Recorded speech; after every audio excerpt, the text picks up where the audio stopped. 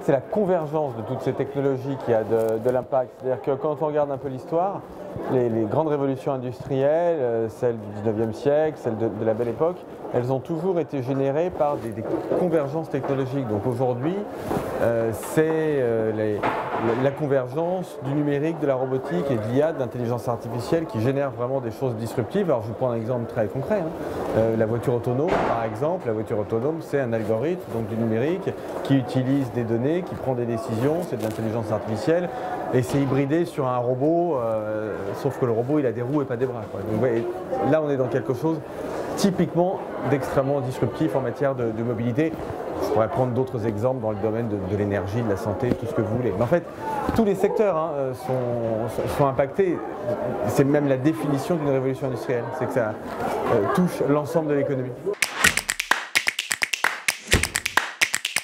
Je pense que le rôle du DRH, le rôle central du DRH, ça doit être d'attirer les meilleurs. Alors les meilleurs, ce n'est pas forcément ceux qui ont le QI le plus élevé, mais c'est ceux qui sont le mieux à même de servir le projet de l'entreprise dans le cadre de cette mutation technologique. Et donc ça doit être de les attirer et de les faire rester.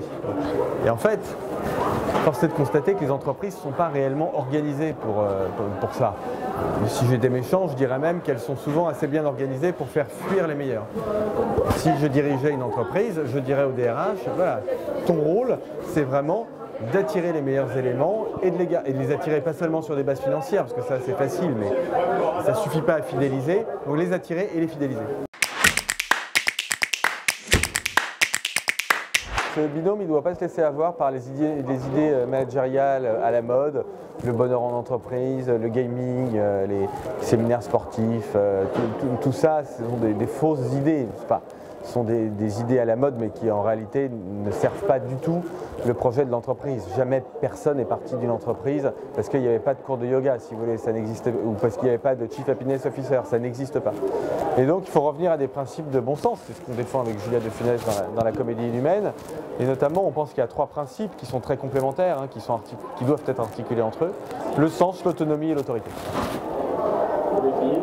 Comment? Ouais, bah, si vous voulez, le sens, parce que les gens brillants, ils ne veulent pas travailler pour travailler, ils veulent travailler pour quelque chose, donc il faut donner un sens.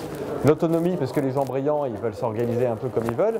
Et l'autorité, parce que sans autorité, l'autonomie peut dériver vers l'anarchie. Mais l'autorité, c'est l'inverse de l'autoritarisme. L'autoritarisme, c'est emmerder les gens. L'autorité, ça vient du latin augere, ça veut dire tirer les gens vers le haut. Donc sens, autonomie, autorité comme trois principes cardinaux du management.